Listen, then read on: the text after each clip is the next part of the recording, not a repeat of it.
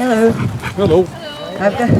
I've got some numbers and precise data here. That's why I want to read to you.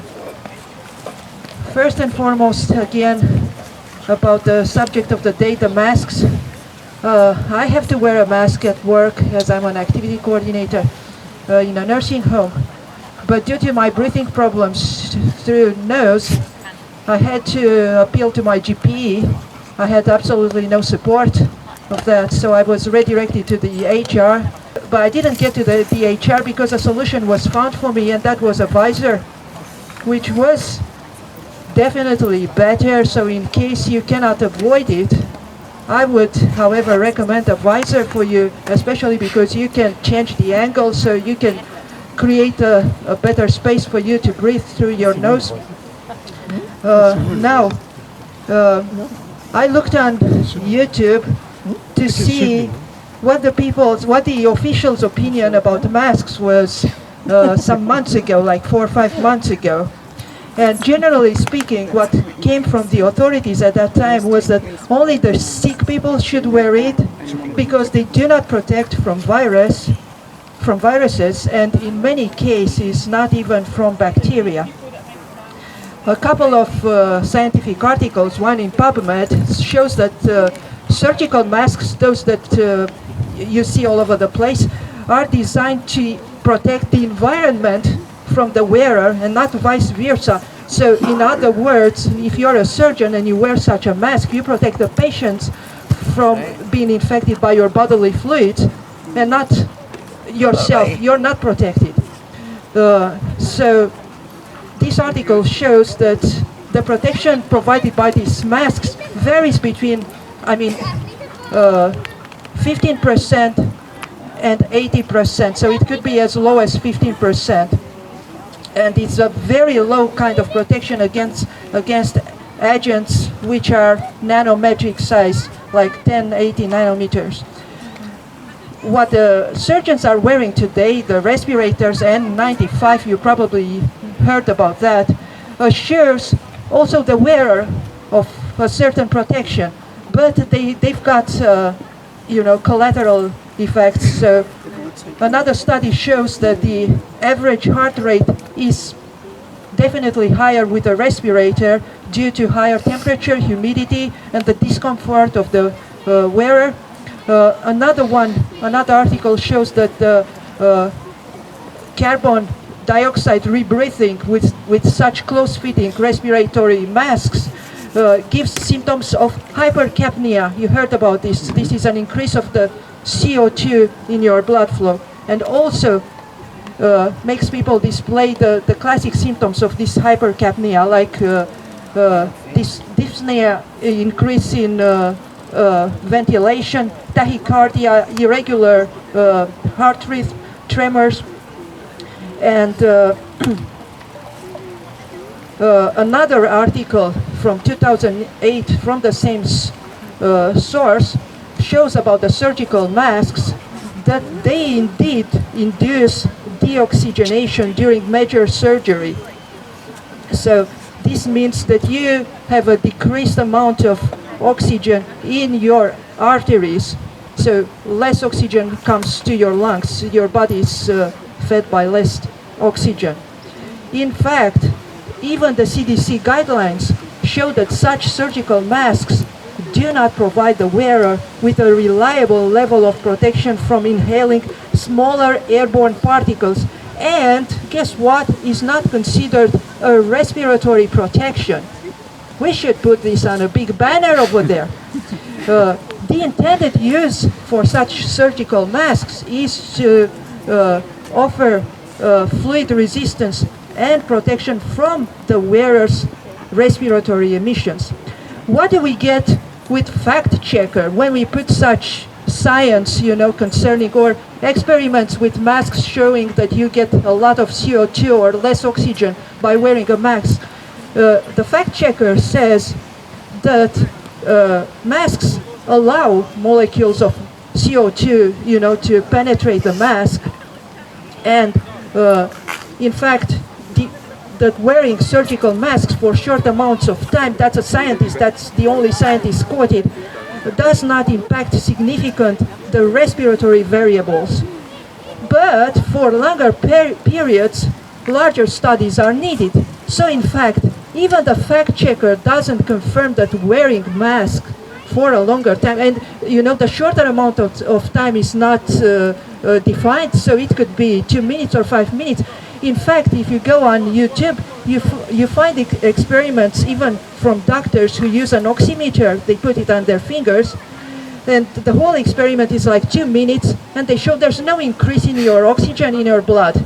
But in 2 minutes, this thing may not happen. How about 2 hours? How about 11 hours, like the care staff in hospitals or care homes are need to endure 11 hours with masks on their faces. So this is, and they also cite one scientific study which deals in fact with surgical masks put on top of the respirators, on top of the N95. This is the whole science they can provide, so nothing on the topic really. Now, in January 2020, the World Health Organization affirmed that wearing medical masks may create a false sense of security, and also that cloth masks that we can see now everywhere are not recommended under any circumstances. This is also sustained by the British Medical Journal. In an article, in an older article, they showed that surgical masks allow penetration of small, such nano-sized particle in a percentage of 97%. 97%, they're useless. And also in another article, the same authority in April 2020 warns against the use of masks, showing that moisture reuse and poor filtration can result in an increase of infection. So the result is the reverse of what we try to obtain by using them. The CDC site, that the Center of Disease Control from the US displays a study showing that according to 10 randomized clinical trials, that's as precise as you can be in science, worldwide on highly infectious respiratory virus transmission, found no significant reduction in transmission with the use of masks. This has been also confirmed by another recent meta-analysis of scientific literature, including not 10 but 11 randomized trials and 10 observational studies, showing that there is no clear evidence that masks do prevent infection. A specialist in this field, Dr. Ron Kerr, says that there is no randomized trial showing indeed, on the other hand, the benefit of wearing masks or respirators. And now, because the fact checker brings you this argument that the people, in hospitals, like the surgeons, are, approved that the masks do not damage you in any way. We can quote a recent study made in 2020, this year, show on 159 healthcare workers aged 21 to 35 that found that 81% of them developed headaches from wearing the mask. And another study, which is also recent, found a significant reduction in blood oxygen of 53 surgeons using an oximeter. Of course, that wasn't after 2 minutes, but after hours of surgery. Now, in matters of alternative medicine, I think most of us have been into that, except the health rangers, Mike Adams.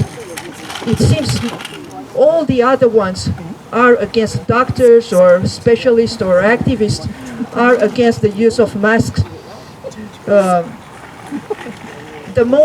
Probably the most prominent voice in this is Dr. Russell Blaylock, a famous neurosurgeon who also spoke about the effect of chemtrails on the brain and glyphosate and sugar and about most of the things that are toxic to the human body, also vaccines, of course.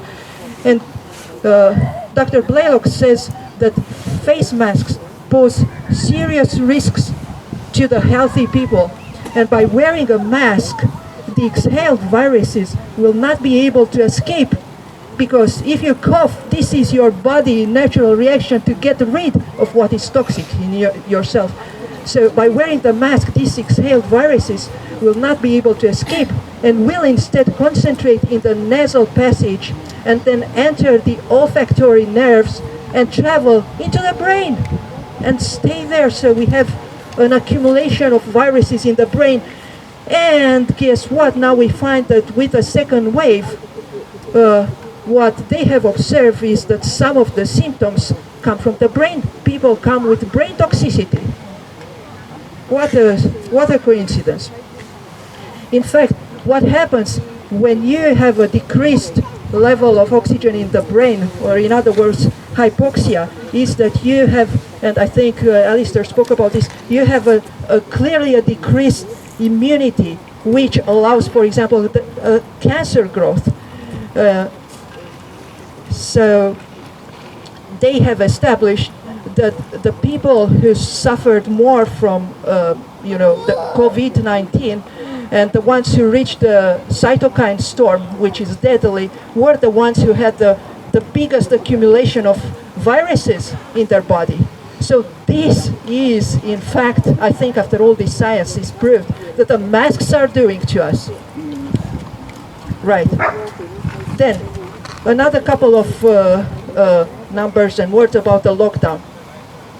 We have Nobel laureate Dr. Michael Levitt saying a couple of months ago that if Sweden stops at 5,000 or 6,000 deaths, we will know that they reached herd immunity and we didn't need to do any kind of lockdown.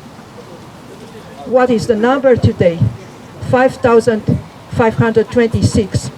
This means among the infected ones, so if you divide this by the total of people who were infected, you get 7.4% of the infected ones died, and they had a bit more than 500 deaths to a million people. What is the situation with the UK? We had almost 300 infected people. I'm not going to give the exact numbers. And we had 15.5% of the infected dead. So this is the double of what Sweden had, more than double, without lockdown. So we put a lockdown in place, and among the infected, we had 2 times the casualties they had. And the amount of people who died in a million is also bigger. It was 658 versus 547. Other countries that didn't have lockdown, Japan, 20,000, a bit more than 20,000 people infected. 4.7% of them, less than 5% of them died. This is a third of what is happened in the UK. How many deaths per million? 8, and we had 658, no lockdown. South Korea, they had a good number, 30,000 and something of people infected. 2.2% of them died, just 2.2%, and they had even less than Japan, 6 deaths per million people. We had more than 100 times this amount. Taiwan, no lockdown. They had, this is at the border of China, they could have been infected first, They had 451 people infected and 1.5% of them dead. 0.3 deaths per million. Bravo. And then we had Belarus, more than 64,000 people infected and 0.7% of them died. Come on, 48 deaths per 1 million. And finally, coming nearer to home, Iceland, 1,800 people infected, 0.6% 2.5% of them dead, 29 deaths per 1 million. We know that Icelanders are a very peculiar people. A couple of years ago, they somehow put the bankers on trial over there. Maybe many of them know about that.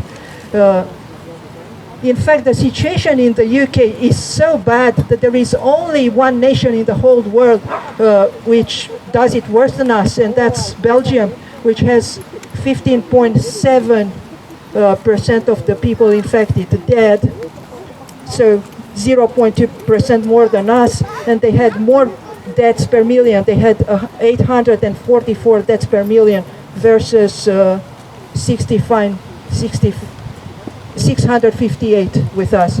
France also has a higher percentage of deaths among the infected ones, 17.6, but much less deaths per million, 460.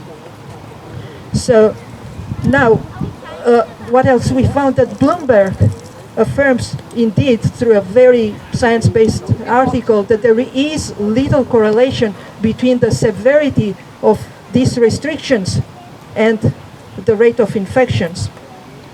And also we know very well, we discussed this previously, that the vast majority of people who died in this pandemic were people over the age of 65, and that more than 90% of them had underlying conditions or comorbidities. In fact, Italy published that 99% of them had such comorbidities. In this situation, we had a lockdown, and we also have been made aware that we may have some more than 100,000 deaths in the UK as a consequence of the lockdown, of suicide, domestic abuse, violence, health issues, and stuff like that. According to Professor Michael Chosudowski from Global Research Canada, at the global level, we may have more than 1 billion people at the risk of starvation due to these lockdowns. So that's the situation. And what the authorities do, in order to help us all to survive, they invest in the vaccine alliance. That's the answer, brothers and sisters. Trump, which is, of course, is a hero for many people still, just decided that he will support the vaccine alliance, GAVI, with $1.3 billion. Indeed, he got rid of the World Health Organization, leaving the place open for Bill and Melinda Gates and GAVI, which are the second two supporters of the WHO. But he gives money to the GAVI. So through GAVI, he supports World Health Organization and supports the whole this vaccine stuff, because we know that he unfolds the so-called Operation Warp Speed, which is led by an ex-chairman of GlaxoSmithKline, Monsef Sawi, and also has got a General Gustave Perrin, at the board to proceed to vaccinate with hundreds of millions of doses the Americans until the end of this year. So our leaders' main issue is not that we are in dire straits economically and morally and psychologically and, in every possible way, but it's how to vaccinate us as fast as possible. Or, as we have heard, how to isolate us. There's a Simon Dolan article recently speaking about the powers of the public health officer in England.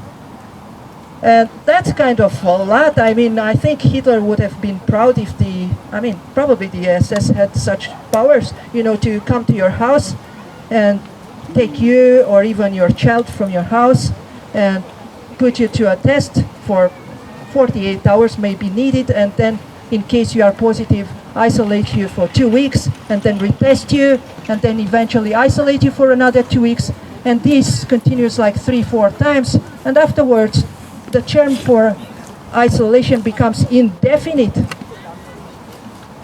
That's it. That's what we're facing. And why do we face this? I mean, attempts to obtain control over the people have happened at all times during history. This is nothing of any amazement.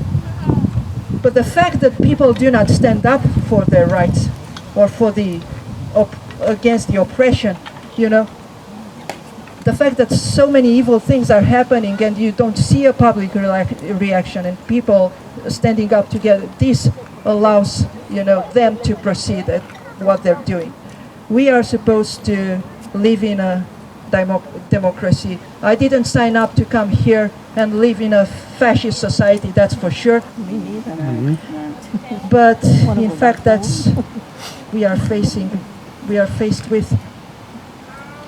I told you a story about how, some time ago, about how the communists came to power in Romania after the war, and there were very few in the party, like 1,000 people. But they got the power because they were very much supported, you know, with the money that the Bolsheviks, the Russian Bolsheviks had, you know, from the big bankers. The fact that made all this thing possible in a country like Romania, and to deprive people of all their possessions and their rights, was allowed by the war and by what happened after the war with us. So once you have a demoralized and weakened society, they can come and impose and change the laws and the times as it is written in the Bible. And now we are at this point when we are very much demoralized and weakened. So we have to find the reasons to stand up together, because there are reasons. And even if they don't want to listen to the science, they don't want to listen because there's not enough of us that support. I don't know what else to say. Bless you all. There is a God. Thank you. They will face this God one day.